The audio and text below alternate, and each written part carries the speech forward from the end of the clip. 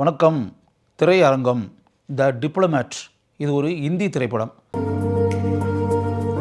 இது ஒரு உண்மை கதை. 2017ஆம் ஆண்டு உண்மையாகவே நடைபெற்ற சில சம்பவங்களை மையமாக வைத்து இந்த திரைப்படம் எடுக்கப்பட்டு இருக்கிறது. இந்த படத்தினுடைய இயக்குனர் சிவம் நாயர். பாகிஸ்தானில் மாட்டிக்கொண்ட ஒரு பெண் எப்படி அல்லல் படுகிறாள், பல துயரங்களை அனுபவிக்கிறாள், எப்படிப்பட்ட சிக்கல்களில் சிக்கி இருக்கிறாள் அப்படின்றது மாதிரி ஒரு சூழ்நிலை உண்டாகி இந்திய தூதரகம் அவளுக்கு உதவி செய்து இந்தியாவுக்கு அவளை எப்படி உண்மையாகவே கொண்டு வருவதற்கு போராடி இருக்கிறது. இப்படிப்பட்ட சம்பவம் 2017 நடந்திருக்கு. அந்த சம்பவத்தை மையமாக வைத்து இந்த திரைப்படத்தை மிகவும் அருமையாக சிவம் நாயர் இயக்கியிருக்கிறார். இந்த திரைப்படத்தில் பாகிஸ்தானில் இருக்கக்கூடிய இந்திய தூதரகத்தின் தூதராக ஜேபி சிங் என்ற கதாபாத்திரத்தில் நடித்திருப்பவர் ஜான் ஆப்ரஹாம். உஸ்மா அகமத் அப்படின்றது அந்த பெண்ணினுடைய பேர். அவள் மலேசியாவுக்கு சுற்றுலா போயிருக்கக்கூடிய ஒரு சூழலில் சிறிதும் எதிர்பாராமல் அவருடைய பாஸ்போர்ட்டு இந்த விஷயங்கள் எல்லாமே இருக்கக்கூடிய ஒரு பர்ஸ் ஒரு இடத்துல மிஸ் ஆகிடுது. தோழிக்கிட்ட அவள் சொல்லி இப்படி என்னுடைய பர்ஸு மிஸ் ஆகி போச்சு அப்படி இருக்கும்போது இந்த பர்ஸை ஒரு மனிதன் கொண்டு ஒரு இடத்துல இருந்துச்சு அப்படின்னு சொல்லிட்டு கொண்டு அதை கண்டுபிடிச்சி கொண்டு கொடுக்குறான். அதில் அந்த மனிதன் மீது இவளுக்கு ஒரு உயர்ந்த மரியாதை மதிப்பு உண்டாகி நட்பு உண்டாகிறது. அந்த மனிதன் பாகிஸ்தானை சேர்ந்தவன். அவனுடைய பேர் தாகிர். அவளுடைய வாழ்க்கை என்ன அப்படின்னா, அவள் ஆல்ரெடி இங்கே இந்தியாவில் திருமணமாகி கருத்து வேறுபாடு உண்டாகி கணவன்ட்டு அவள் பிரிஞ்சாச்சு. அவளுக்கு ஒரு மகள். அந்த மகள் இந்தியாவில் இருக்குது. சிறுமி. கடுமையான ஒரு நோயால் பாதிக்கப்பட்டு தலாசெமியா அப்படின்றது அந்த நோய். தாகிர் எம்டி ப்ராமிஸ்ன்றதுல நிறையா வாக்குறுதிகளை அள்ளி வீசி, எதை பற்றியும் கவலைப்படாத, அந்த உன் மகளுக்கு நீ ட்ரீட் பண்ணுற இந்த விஷயங்கள் எல்லாமே நான் பார்த்துக்கிறேன், நீ என் கூட இருந்துரு, ஒன்று நான் பார்த்துக்கிறேன், நம்ம 2 பேரும் பாகிஸ்தானுக்கு போவோம், பாகிஸ்தானில் என் கூட வந்த பிறகு உனக்கு என்னென்னா செய்யணுமோ அது எல்லாமே நான் செய்வேன் அப்படின்ற மாதிரிலாம் சொல்லி அதை நம்பி அவனுடன் அவள் பாகிஸ்தானுக்கு பயணமாகி வந்துடுறா.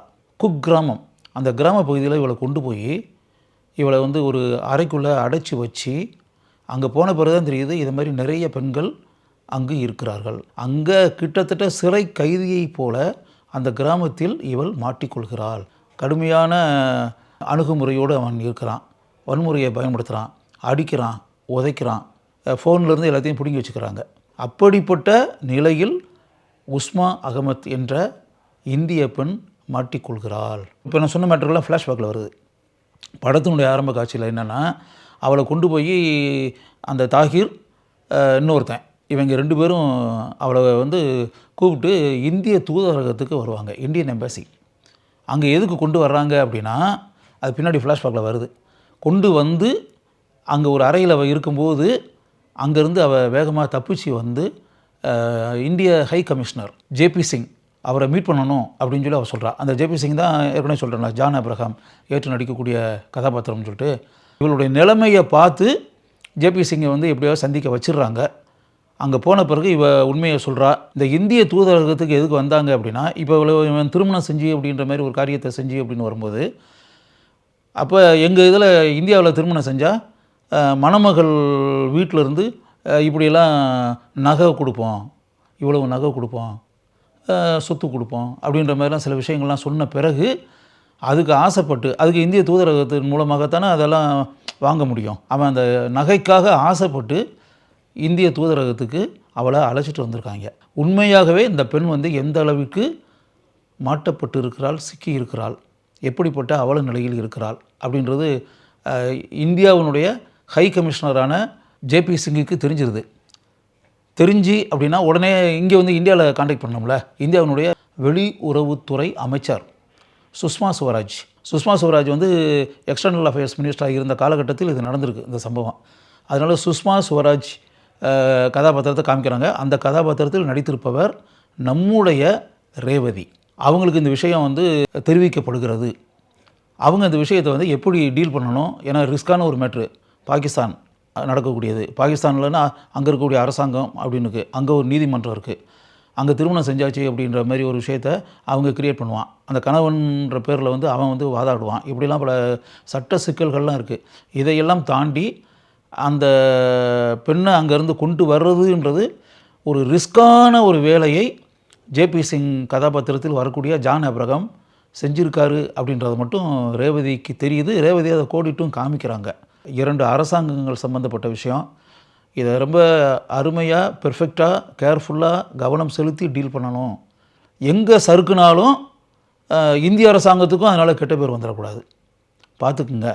இல்லைன்னா கெட்ட பேர் உங்களுக்கு மட்டும் கிடையாது, வெளியுறவுத்துறை அமைச்சகம் அப்படின்றதுல அதுக்கும் கிடைக்கும், மத்திய அரசாங்கத்துக்கும் கிடைக்கும்.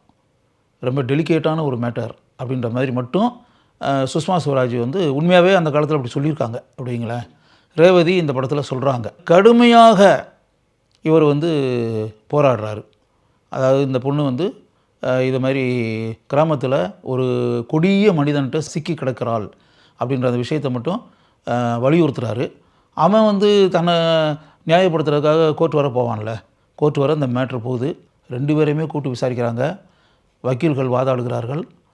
இதையெல்லாம் தாண்டி படத்தினுடைய உச்சக்கட்ட காட்சிகள், பல பிரச்சனைகளையும் தாண்டி, பல சம்பவங்களையும் தாண்டி, பல உண்மைகளும் வெளியே சொல்லப்பட்டு படத்தினுடைய இறுதியில்